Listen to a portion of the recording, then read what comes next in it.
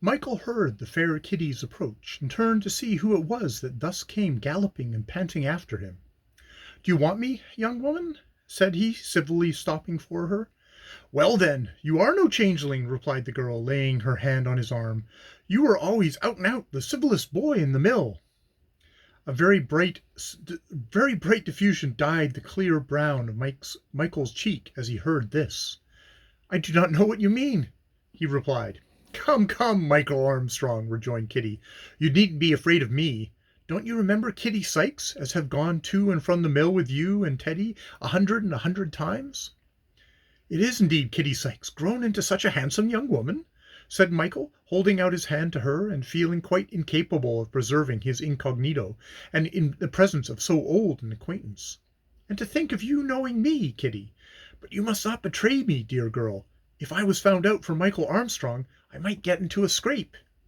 "That's true, and no lie," answered the faithless ambassadress, "for I am sent after you by that old beast Parsons to tell you to come back, because he has got good news for you. But his news would be just to give you notice to march into prison for having run away, and I agreed to carry his message for him. He thinks that I delight in him, the old monster, but I'd rather walk a mile to do a kindness to you, Michael, than stir an inch to please him."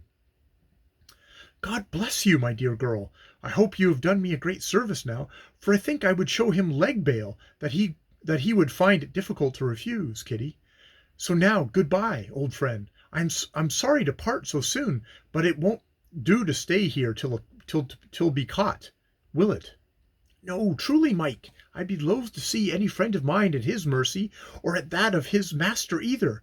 But you won't go clear away out of the country without seeing me again, will you? You needn't be afeard of him. 'Twill be easy enough to put him off the scent.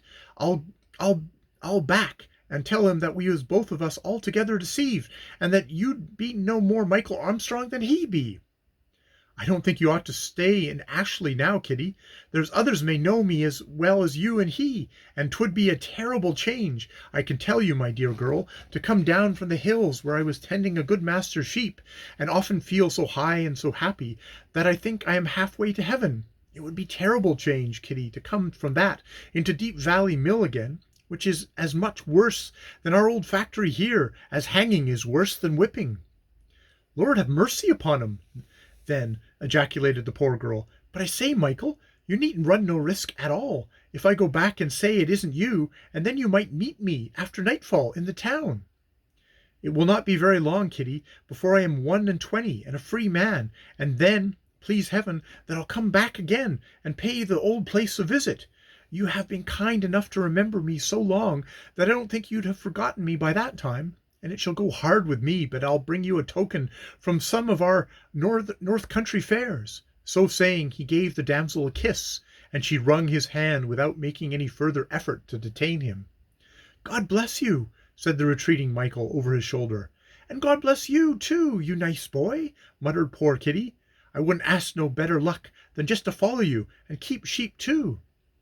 Either from wishing to look after him as long as he was in sight, or for the purpose of giving him law, in case Mr. Parsons should determine on pursuit, Kitty Sykes remained stationary on the spot where Michael left her, till, abandoning his hardy project of a visit to Dowling Lodge, he had stretched far away over the fields toward the road he was to pursue northwards to his peaceful home, and then she walked leisurely back to the factory, where, after a sharp reproof for staying so long, and a pert reply to it, she informed the overlooker that they had both been wrong, but that the young lad said he might be found, if he was wanted, at the sign of the Magpie, which is about a mile on the road towards London.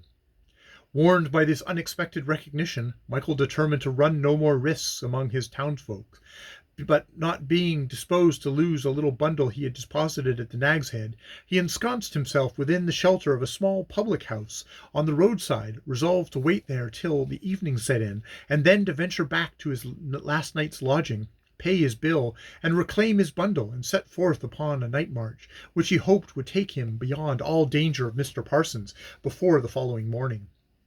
Having secured his welcome by the usual ceremony of ordering a meal, Michael looked about him for some means of occupation during the hours which he had doomed himself to pass there, and in despair of finding any better literary amusement, seized upon a heap of handbills, a vast variety of external forms, but having, as he found upon examination, one and all the same object, namely the calling together a general meeting of the whole country of York, then undivided, for the purposes of signing a petition to Parliament for a law limiting the hours of labor in factories to 10 hours a day. Mchl Armstrong was no longer a factory operative. Free as the air he breathed upon his beloved mountain tops, he no longer trembled at the omnipotent frown of an overlooker, nor sickened as he watched the rising sun that was to set again long hours before his stifling labor ceased. All this was over and ended with him forever. Yet his heart did throb, and his eye kindle, as he perused page after page of the arousing call, which summoned tens of thousands, nay, hundreds of thousands, to use the right of their country vested in them, of imploring mercy and justice from the august tripartite powers that ruled the land. Very powerful was the male and simple eloquence with which many of these unpretending compositions appealed to the paternal feelings of those they addressed, and such terribly true representations were found among them of the well-remembered agonies of his boyhood, that Michael was fain to put his spread hand before his face to conceal the emotions they produced. He had sat in this situation for some minutes, revolving both his former sufferings and the blessedness of his present release from them, when a man, who had been quietly sitting writing at a distant window, but had nevertheless found leisure to watch Michael's countenance as he proceeded with his examination of the handbills, rose from his place and gently approached him, said, in a deep yet very gentle voice, "You seem moved by the perusal of these papers, my good friend. Is it the first time you have met with them?" "Yes, indeed, sir, it is," replied Michael, starting from his reverie. "Then I presume you are a stranger in this part of the country." "Why, yes, sir. The master I serve is a Westmoreland statesman, and I am only come this way upon a holiday trip." "Then maybe you don't care enough for the poor factory operatives to join their meeting and put your name to their petition?" "If caring for them could do any good, master," replied Michael warmly, "they would be in no want of help, as long as I was near them. But I don't think the name of a poor servant boy like me could do them either honor or service."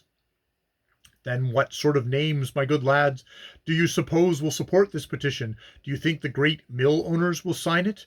Do you think such men as Sir Matthew Dowling, for instance, whom you may have heard spoken of down at Ashley, maybe do you think of it will be of such as he, whose first object in life is to get as many hours of labor out of the little creatures that work for him as stripes can make them give? Do you think that it will be such as he that will sign the 10 hours bill?" "Not if that bill is either to hurt himself or better the children, I should think," said Michael. "True enough," said his new acquaintance, "and not only is it that true, but he and the like of him that will do all that mortal men can to prevent all others from signing it. But heaven forbid they should succeed, young man, for if they do, the best hope of many thousand suffering and most helpless human beings will fall to the ground." "Then indeed may heaven forbid that they shall have their will," returned Michael fervently. When is this meeting to take place?" he added, turning his eyes again to the paper he still held in his hand. "But 3 days hence. Truly, I should like to witness it." "Is there any reason against your doing it?" demanded the stranger. "Will your services be wanted by your master before that time?" "He won't expect me till 2 or 3 days after it," replied Michael. "I have done all I wanted. At least I have stayed as long as I wished at Ashley, and I don't see any great harm there would be in witnessing the meeting."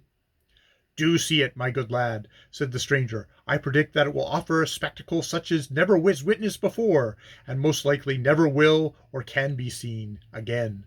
A multitude, probably amounting to above 100,000 overworked operatives, will meet in peace and good order to petition for the legal relief from the oppression of a system which has brought them to a lower state of degradation and misery than any to which human beings have ever been brought before. Were those in whom these poor people have confidence less deeply anxious to preserve the public peace than they are, a different mode of redress might be sought for. But as it is, an honest man may venture to advise such respectable young fellow as you seem to be, to stretch your good master's leave a little, in order to be present at this great spectacle. A good deal more conversation followed on the same theme, and ere Michael had ceased to listen to his companion, he felt convinced that duty as well as his inclination would lead him to do all that a loyal subject and peaceable citizen could in aid of the suffering class from whose ranks he had so miraculously escaped. In a word, Michael Armstrong determined to attend the great Yorkshire meeting, and to hold up his hand for the 10 hours bill. The extraordinary circumstances attending that enormous meeting, the unaccountable disappointments which at every halting place attended all the precautionary efforts of the committee to procure bread for the multitude, while beer was everywhere readily found ready, and in the greatest abundance, the terror felt by those most interested lest heat, fatigue, exhaustion, and beer together might lead to some disturbance of the peace, and the triumphant influence of reason and kindness joined in inducing the hungry multitude to separate peaceably, are already matters of history, and the narrative must therefore adhere to the fortunes of its hero without dwelling upon nobler themes. In returning to Ashley for his bundle, Michael took good care to be as little seen as possible. He was in fact more than ever anxious to avoid detection, as the more he meditated on his recollections of Sir Matthew Dowling and Parsons, the more did he feel convinced that he should fall into their power before the age of 21. Matters would go very hard with him. At the great assembling of people at York, he feared not that he should encounter any enemy, the only human beings he would so designate being likely to show themselves at the most distant parts of the kingdom, rather than before the face of the multitude to be expected there. No feelings of distrust or alarm, therefore, arose to check the pleasurable excitement which this expedition was calculated to inspire, and Michael, with his stout staff over his shoulder, and the cotton handkerchief containing a change of linen suspended from it, set out with a light heart and active step upon a walk in which he soon found himself joined by many thousands of companions. The assurance given him by his unknown acquaintance that he should see a wonderful and spirit-stirring spectacle was fully verified. The very sight of the road along which he travelled, which looked like a dark and mighty current moving irresistibly along, while tributary streams flowed into it on all sides, so thick and serried was the mass that moved along it, was of itself well worth the toil it cost him to behold its peaceful tumult. From time to time Michael indulged in a little questioning of the various individuals besides whom he found himself, but for the most part the men were too intent upon the object of their expedition to converse idly respecting it, and by degrees our hero grew as silent as the rest, and trudged on without any other communication than his own thoughts. It was about 20 miles distant from York, when the multitude were on their return, that a circumstance occurred which, being of considerable importance to Michael, must be detailed somewhat at length. He had entered an inn by the roadside, which, being one of the largest post-houses on the North Road, had the air of pretensions and costliness about it that caused the great majority of the host to walk on, without venturing to approach the precincts so dangerous. But Michael was much exhausted, and having already discovered, when passing before the humbler houses of the public entertainment, that no rest could be hoped for entering them, every inch of space being occupied, he deemed it wisest to disburse a splendid shilling rather than fag on till he had no strength to go further. In pursuance of this reasoning, he entered the kitchen of the Royal Oak, and called for bread, cheese, and a pint of beer. Though there were not many of his fellow travellers either rich or extravagant enough to share these splendid quarters with him, there were, nevertheless, 3 or 4 men taking refreshments in the apartment. One of these, an elderly, respectable-looking personage, who had, as it seemed, exclusive possession of a snug little round table in a corner, made a sign to Michael to share it with him. This was gratefully accepted. The loaf and cheese were already there, and the foaming tankard quickly followed. I marked you at the meeting," said his sociable companion.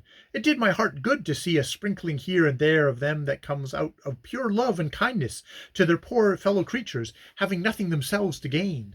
'Tis a pity and a sin, too, that so many Englishmen stand idly by when such a business as this is afoot, just as if they had nothing to do with it. But they are one and all mistaken, and that they may chance to find out, too, one of these days." You give me credit for more than I deserve, perhaps, replied Michael.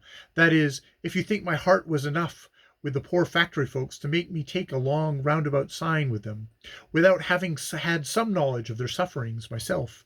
You are right in thinking that I am not one of them now, but I have been, and heaven forbid I should ever forget it. For the keeping that time mind is quite enough to make everything that comes to me now seem light and easy. You have worked in a factory? Said the other in an accent of surprise. I should have never guessed as much, but you are as very right to be thankful for the present, instead of ashamed for the past. But I don't think, he added, eyeing the fine person of Michael from head to foot, I don't think I ever saw a lad who showed so little signs of having suffered in health and limb from it. Some lucky accident must have taken you away early? I have seen many a boy and girl crippled for life, replied Michael, before they were as old as I was when I ran away. My good fellow, whispered his companion, don't you use them words again. You are safe with me, I promise you, but if you ran away from indenture, you won't do wisely to tell of it. You must blame your own kind and friendly looks, said Michael, smiling. I know well enough what you say is true, and isn't a thing I should have told to many. But excepting just now that I took a fancy to come back and take a look about the old place where I was born, I have got so clear and clean away from the mills and mill owners that I have grown rather bolder, maybe, than I ought to be. My business now, thank heavens, is sheep tending upon the beautiful free hills of Westmoreland. You may well be thankful for such a change, replied his friendly companion. It must have been some unaccountably good luck, for in general a runaway factory apprentice is hunted down and caught long before he has gotten amongst the good hill folks. It was, indeed, a blessed chance for me, said Michael with deep feeling. I fell into the hands of the best man and the best master that ever a wretched runaway hit upon. I almost wonder at you, then, venturing to come within sight of your own place again.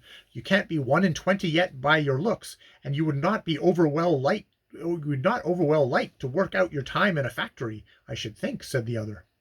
I don't think I should, replied Michael, laughing. I have run some risk, I promise you, already of the very thing you talk of. Since I left my master's house, nothing would content my foolish fancy for calling back old times, but going to look at the very factory where I first worked and talking to the identical tyrant who tortured me there.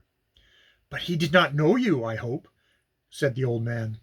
I can hardly say that he did not, replied Michael, for some notion or other came into his head, and after I left him he sent for me to come back again. It was, however, by a friendly messenger who knew well enough who I was, and gave me pretty plainly to understand which way I had better walk, and that was a good luck again.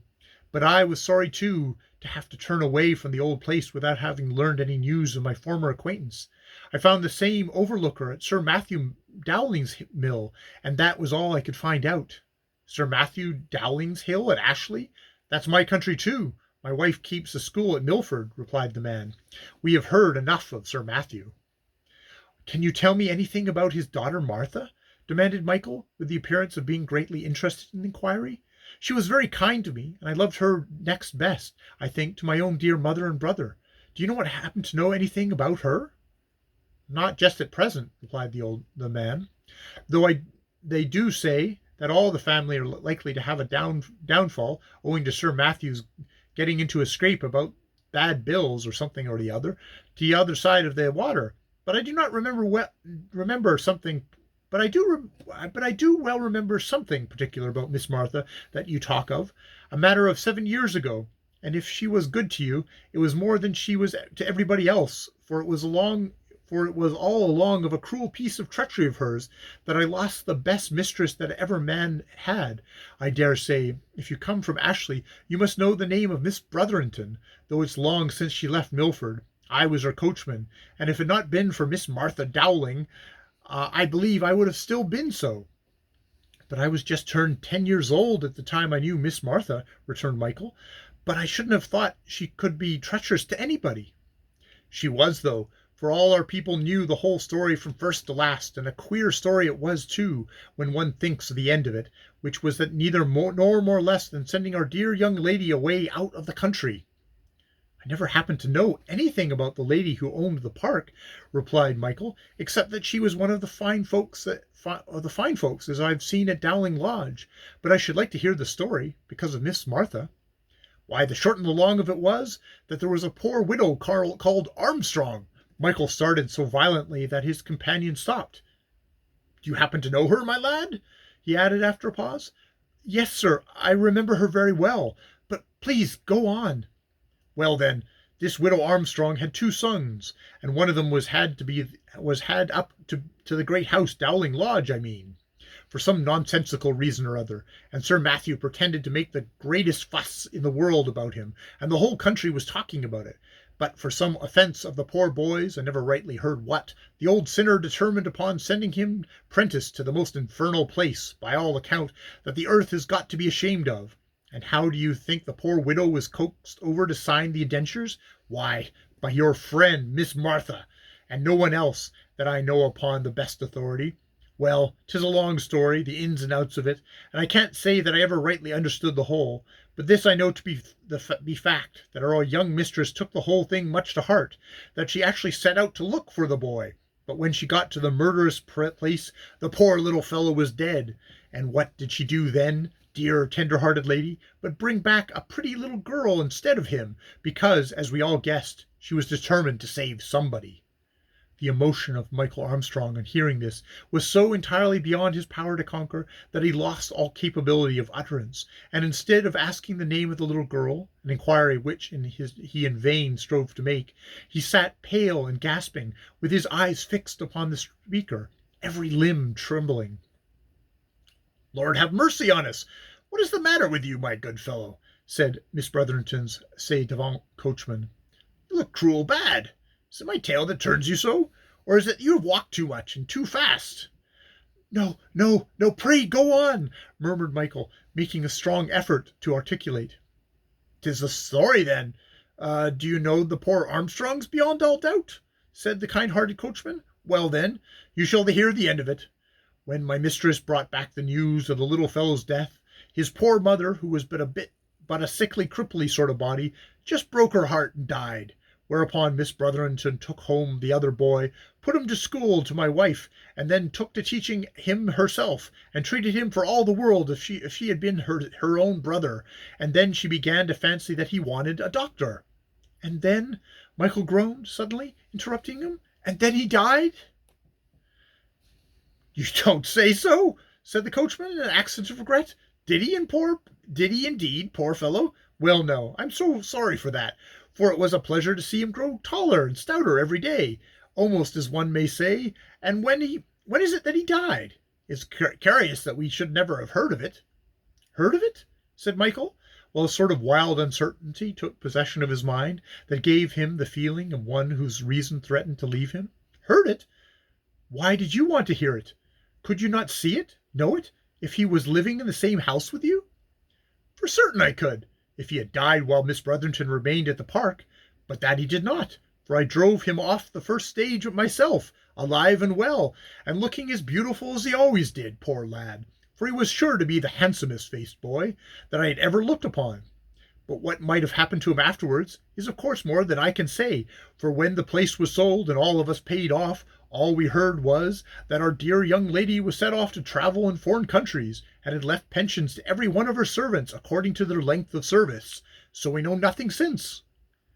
Is there no one who can tell me where she is gone, and what land my brother died? Said Mchl, violently agitated. Your brother? Said his companion. Who do you mean by your brother, my lad?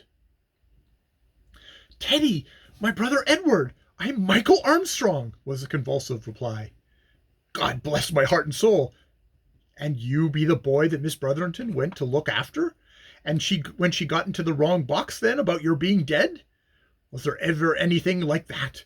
But who was it, my boy, that told you that as your brother was dead?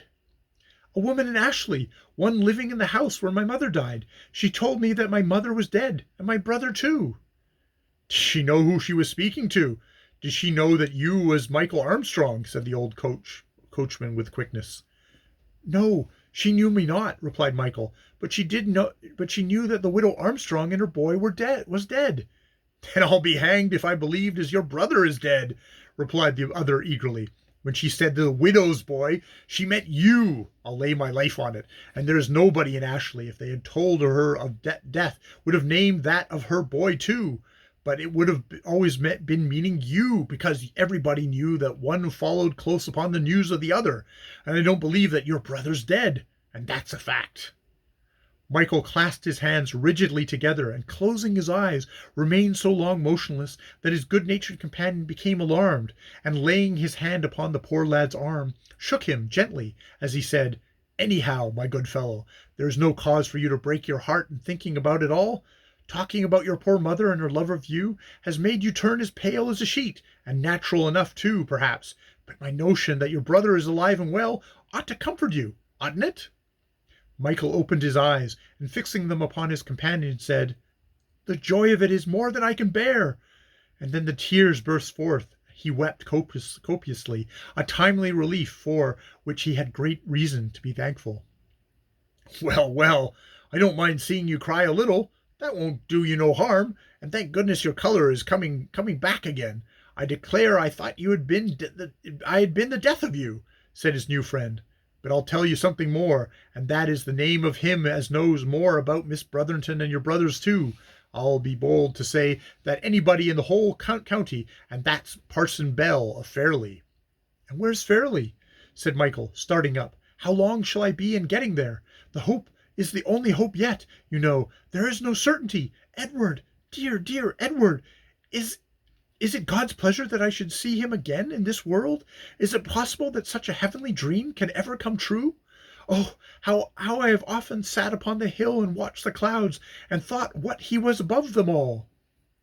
"Poor boy, 'twill be better still, for a few years to come, that he should be upon the earth along with you, won't it?" "Where is Fairly?" reiterated Mchl. "How long shall I be in getting there?" "Longer than you'd like, my dear boy," replied the coachman. "It's a good 16 miles from this very house. I should not wonder as they were to charge 17, and you must not think of trying to compass that tonight, for you're not in any wise in fit condition for it, changing color as you do every minute. Your best course will be to rest here for the night, and set off again by times tomorrow morning, and that will bring you in easy about a middle of the day, you know." "Impossible," said Mchl. "I owe you more than I am able to thank you for, and I should be willing to show my gratitude by following your advice. Only, sir, I am quite sure I could not sleep a wink, and I don't think it would do me any good to lie tossing from side to side, unknowing for certain whether my own dear Teddy was alive or dead. So if you please, I must set off directly, that I may know the best and worst of it at once." "I suppose at your age I should have done the same, therefore I won't pretend to quarrel with you for it," replied the good man. "But I suppose it would be just prudence to call for an inkhorn, and to set down upon a bit of paper the name of the good clergyman that you are to call upon, as well as his place of residence." "There's no need of that, sir," said Mchl. Parson Belly of Fairly are words you said, and they, as well as all the rest you have spoken, I seem as if they were stamped upon my very heart. But yet, before I start, I should like to use the inkhorn too, that I might write a line or two to my good master. I know that he will be troubled in his mind about me if I don't get back, and I don't know rightly how long it may be. God bless him, good man," continued Mchl. "It was he that taught me to write, and he shan't be left with any doubts or fears upon his mind for want of a letter from me." This was a measure of that coachman greatly approved, and observing that he was well known in the house and sure to be minded, he undertook to order writing materials, as well as something substantial by way of supper, declaring that though he had come into his young friend's wild scheme of walking off straight away for Fairly, instead of putting up for the night, either where they were or at Leeds, he should not part with him without quarrel if he refused to accept, and do justice to the good cheer he should provide. This kindness on the part of the man who had so strongly influenced the destiny was both kindly intentioned and wisely devised, for greatly did the agitated young man stand in need of recruiting strength and tranquillity before he set off upon a new expedition which was to lead to information so vitally important to his happiness. Though it was somewhat against his inclinations, he accepted the friendly invitation gratefully, and the materials for writing being set before him, he addressed the following epistle to Mr. Thornton.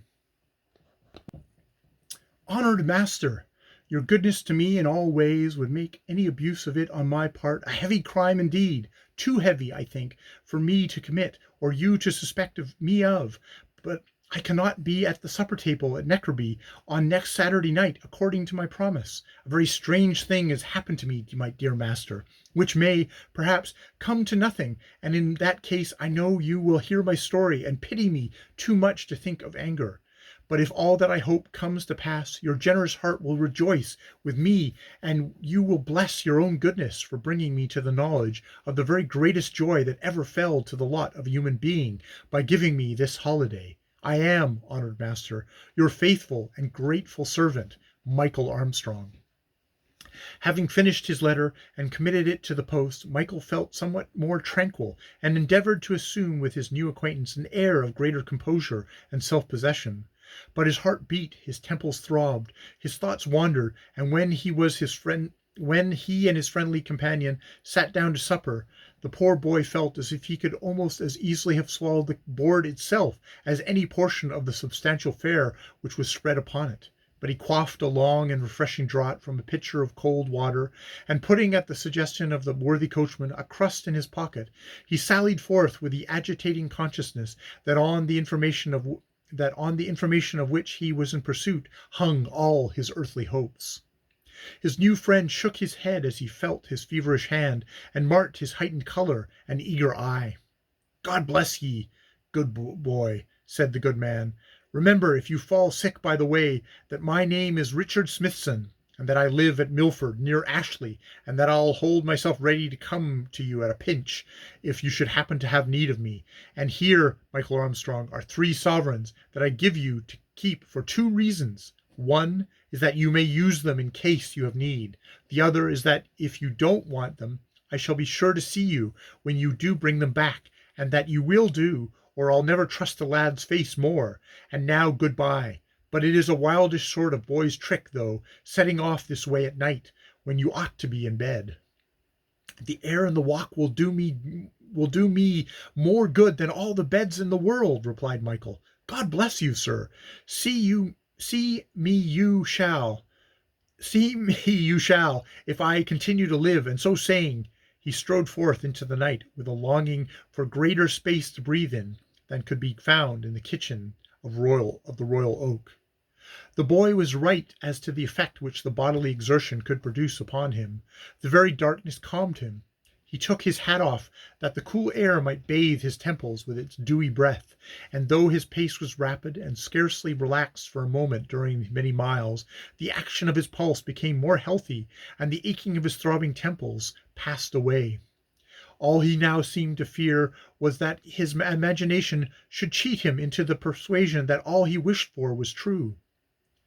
Edward, Fanny, of her identity with Miss Martha's protégé, he could hardly doubt, when he remembered the history of her departure from the deep valley. These names seemed to ring in his ears, and to be inscribed in starlight on the heavens as he raised his eyes towards them. And thus the 16 miles were traversed before he had half chewed the cud of all the sweet thoughts that thronged upon his fancy. When he reached Fairley, it was still much too early to find any one stirring, so Mchl unceremoniously walked into a cart shed and clambered up into a vehicle that had the sweet savour of a newly carried hay to recommend it. He placed his bundle under his head, and despite his both hopes and fears, fell into a sound sleep, nor waked till cocks, hens, cows, pigs, and ploughboys all joined in a chorus to arouse him.